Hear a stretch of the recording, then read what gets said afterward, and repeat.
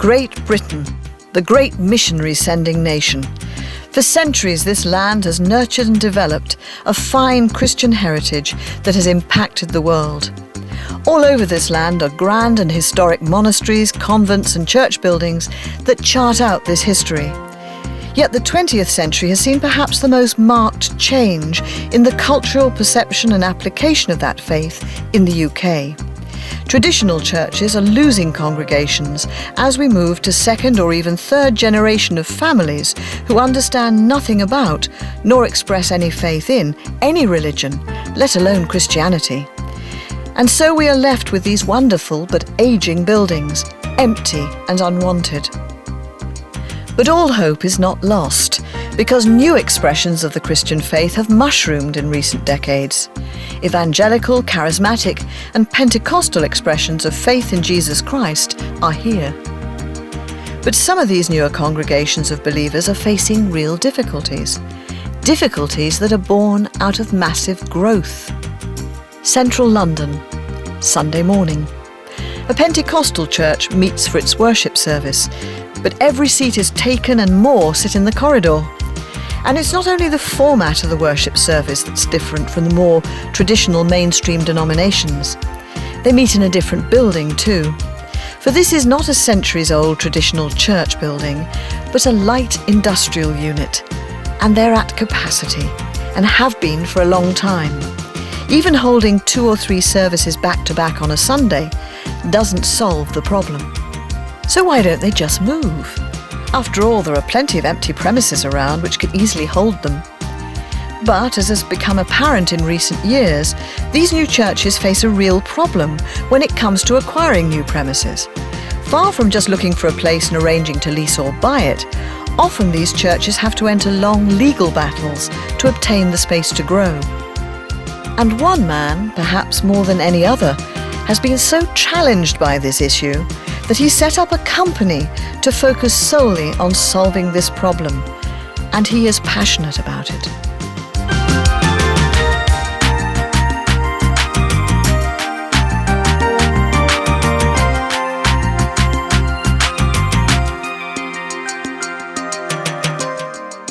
And my message today is that church use is not only church use alone, you understand, it's mixed use. Because if you look at the time, the period, the amount of hours you spend in that building actually doing what is regarded as praise worship or church services, you understand, is very minute compared to the amount of time you spend in that building doing the other activities, you understand? Because the 9 to 5 office administration alone, those hours on a daily basis supersede the amount of time that is actually used. This is Tunji Adebayo. With his wife Joanna and a small staff, they work from this northwest London office, helping churches find, fight for, and then hopefully acquire new buildings for them to move into. And fight they must, because planning policy in this nation is working against the church. Now, issue of planning permission, for instance, for most of this building, you'll find that some of these properties, you understand, may be situated on an area that we refer to as DEA. DEA is a sector of the land that we call the defined employment area. A defined employment area, or designated employment area, is a part of the land in a council district that has been set aside to be used to employ people. Some years ago, each council in the UK was required by law to implement a Unitary Development Plan, or UDP. It is within each borough's UDP that these designated employment areas have been defined. If we didn't have enough land targeted specifically for businesses, then it would be difficult to retain the correct levels of employment, which could lead to a crisis. Designated employment areas are the solution to ensure enough land is kept for employment.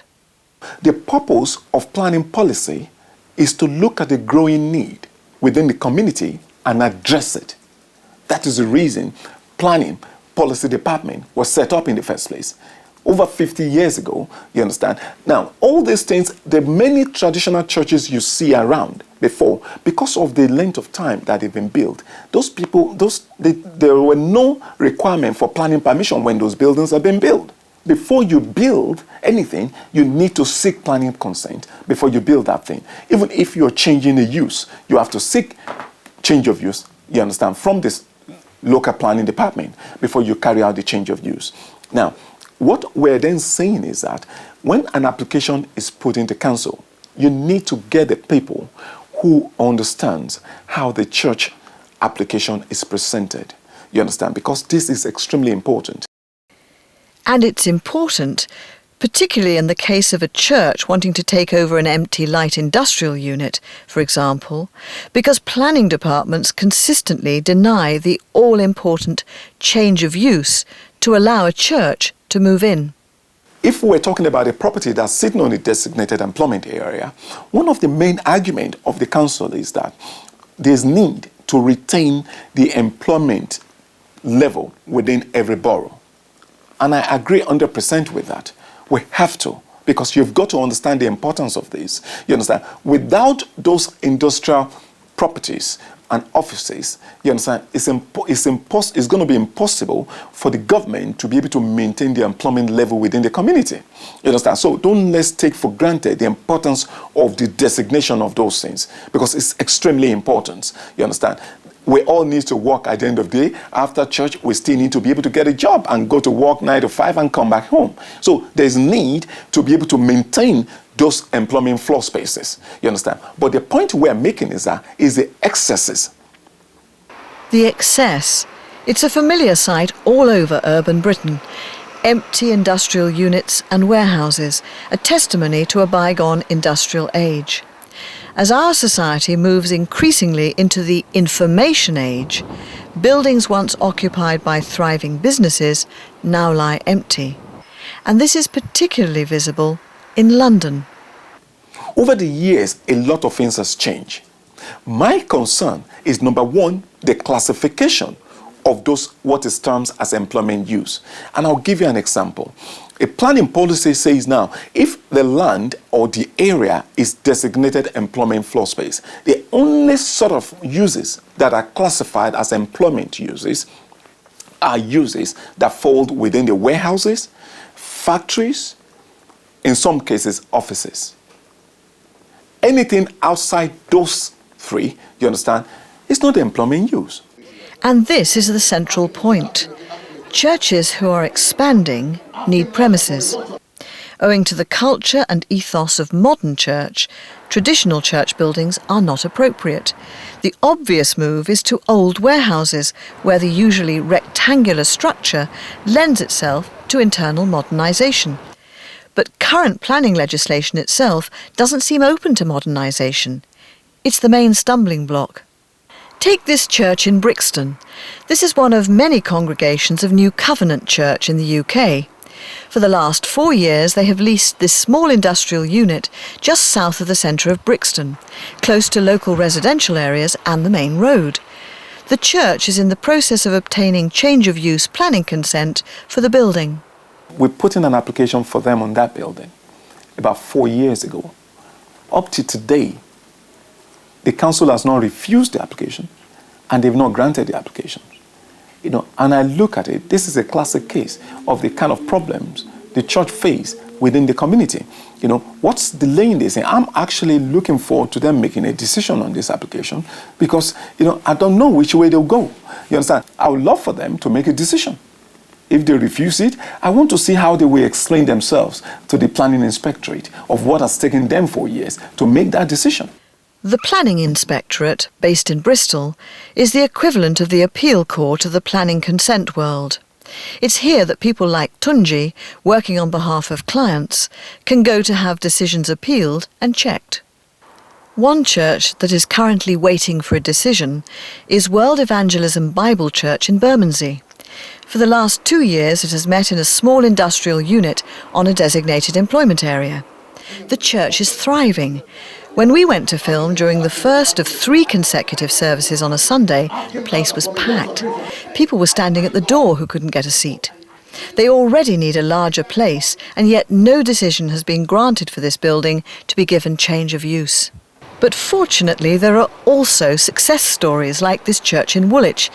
Just in the shadow of the Thames Barrier in East London, the House of Praise Church, part of the Redeemed Christian Church of God, have a fantastic former industrial unit building which they have converted.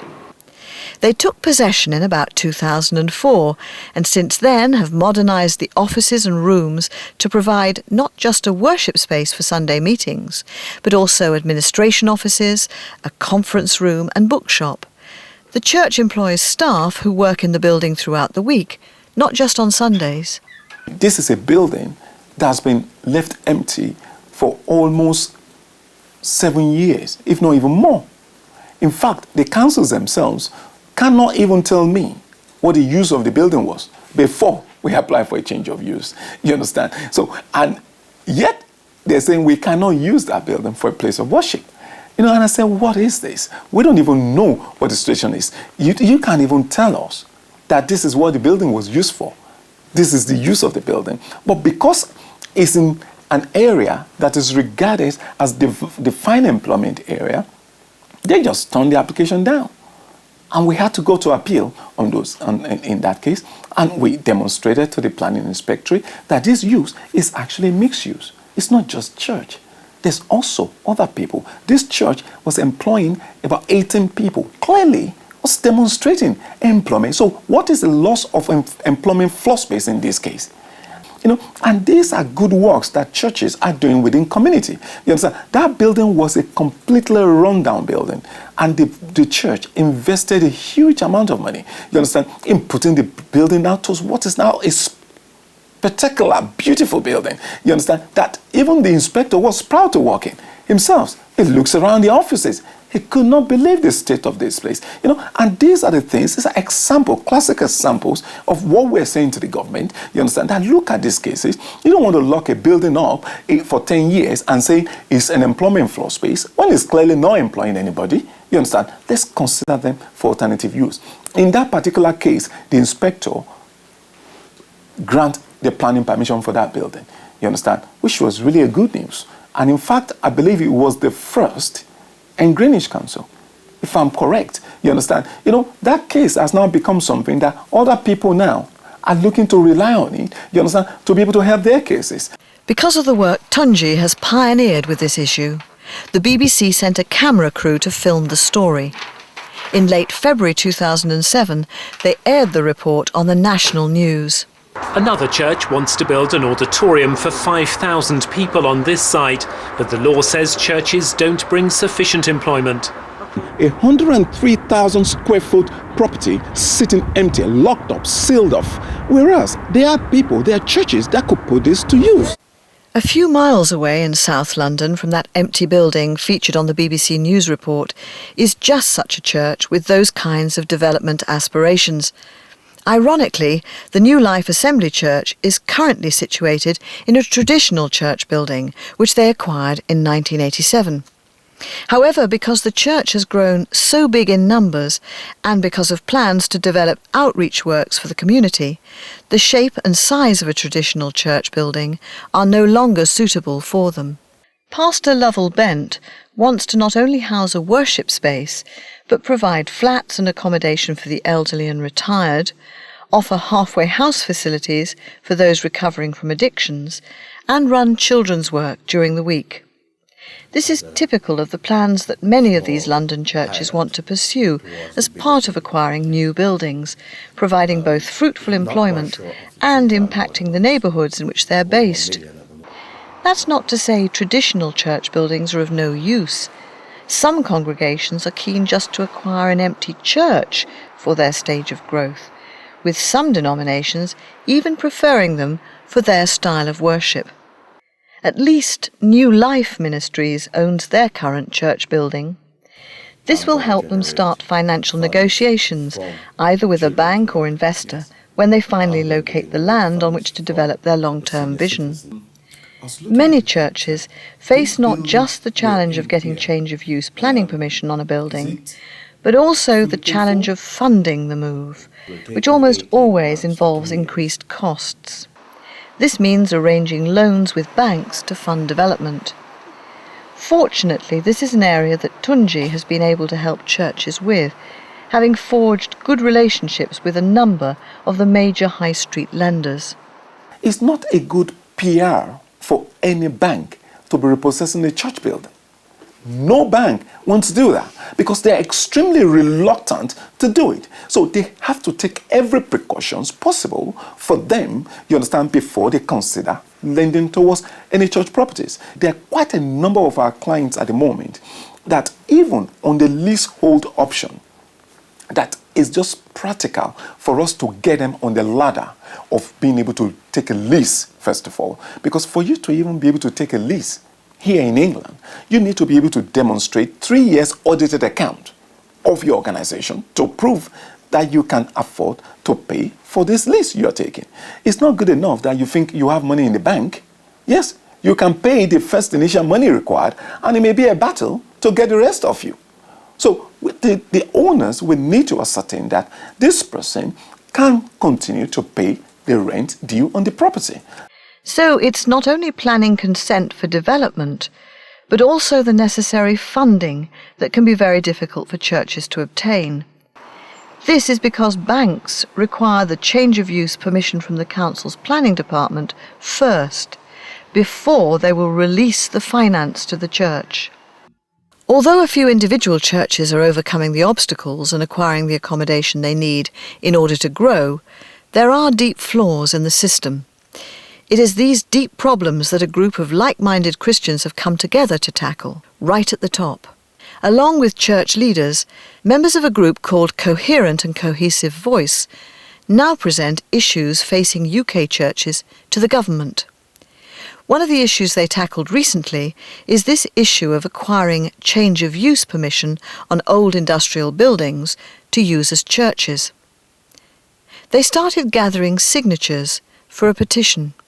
In 2004, the Lord spoke to me about this petition, because obviously up until that time we've been fighting various pockets of battles with all the boroughs, London Borough of Southwark, London Borough of Croydon, London Borough of Newham, fighting pockets of battles in various places. And the Lord told me to actually go straight to the government to ask them to set up a white paper that will allow all the boroughs in the whole of London, all the 33 boroughs, you understand, to set up what we call supplementary planning guidelines. In requesting that the local planning authorities set up this supplementary planning guidance, Tunji was asking that they recognise the issue that they had all these surplus empty buildings standing unused on DEA land, and that they should address it by supporting the reuse of these vacant buildings as desperately needed church accommodation. In particular, the guidance focused on buildings that had not been occupied for a long time. I started putting the whole case together. We put the whole case together in the office here. We created 33 bundles of cases, i.e. each petition is for according to each boroughs. It's quite a lot of work, enormous amount of work. And what we did also is provide some case studies, because obviously we have loads of case studies. We have over 50 case studies, for instance, which is something really that no other organization in this country can be proud of, that they have a case study in this sort of use, over 50 case studies. Because you'll find out that for the past 7 to 8 years, we've actually just focused on places of worship. Warehouse to place of worship. And that, we believe that's the only way we can become specialists at these things. You understand? To focus in an area and zoom in on that area. And that is what we do. That's what we've remained in. Around the end of 2005, the pressure to build this case was getting too much for Tunji. And it was at this point that God brought along others under the Cohesive and Coherent Voice banner to help him. They called me and said that this issue of planning, there's need for us to look into it together, you understand? And they came over here, you understand? We all sat down together, looked at it together. And even at that point, before they came, I will be honest with you, it was becoming a lot of work for me, you understand? Because for us to be running with the thing by ourselves, you understand, although with the help of a lot of churches, you understand as well, was really tasking, you understand? So when we now came together, cohesive and a coherent voice, now join in with us, you understand, in pushing these things. It made the work a lot easier, you understand, because we're now able to start riding on a different level now, you understand, because obviously we've now got more hands on deck. We're all able to now push this thing together. The team presented the petition and case studies at the office of Government Minister Ruth Kelly in Victoria, and also to the Mayor of London, Ken Livingstone, near Tower Bridge. The request was clear. Consider allowing councils to use the excess premises sitting on designated employment area land within each borough for alternative use, permitting Christians to use them for church and community purposes.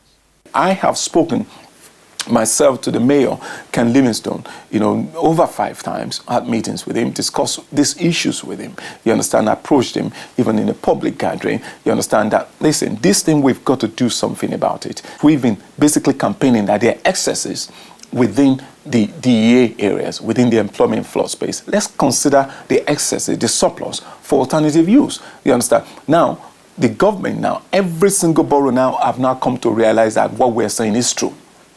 Because of all the campaigning work Tunji, Joanna and their colleagues have put in, councils in London have at last woken up to the fact that they can release the surplus within the designated employment area.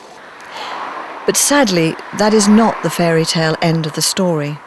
But what some of them are doing is now that they're releasing these surpluses for other uses, which now makes it open for the highest bidder.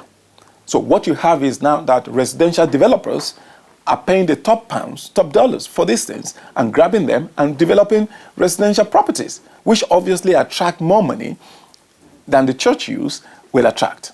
I have to say that Southwark Council is the only borough in the country that has set up the supplementary planning guidance that allow churches to be able to use warehouses as a place of worship many years ago.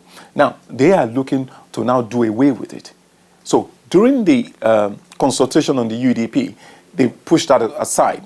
So I went in to defend that, and I brought the matter actually to the inspector's attention, that this council actually have this SVG. The inspector was quite surprised and asked the policy managers, is this true? Is what Mr. Adebayo was saying is true? You understand? Of course, they are trying to make sure they push that thing out of the way. But we've all got to gather together and make sure this thing stays in force, and we continue to push it in other boroughs as well to make sure it happens. But their argument is that they have released some of the surplus land for other users. So what is left, they want to guard it with everything they've got. The only real hope for change is to get it authorised from the top.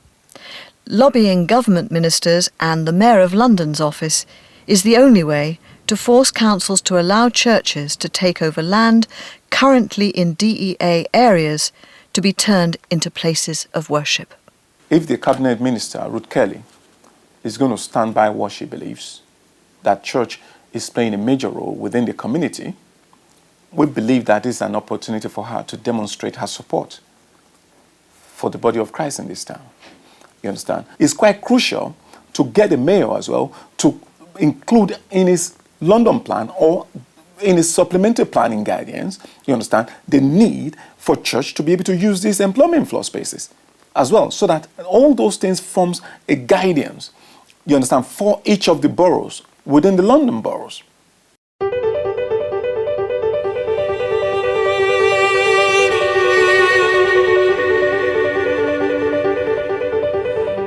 It's ironic that the land that had such a strategic influence on the growth of Christianity around the world has become a place where Christians struggle to acquire their own places of worship, particularly because that struggle is now being led by those nationalities who received the Word of God so openly from those former British missionaries.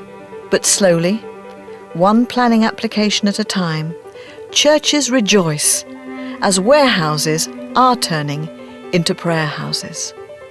I strongly believe in this because I don't believe that it makes any sense for a building to be lying empty on the site and you say you are not going to allow anybody else to use it because it's an employment floor space.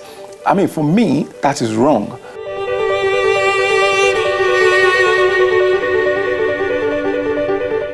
I just continue to pray that the Lord help us because it's a lot of work.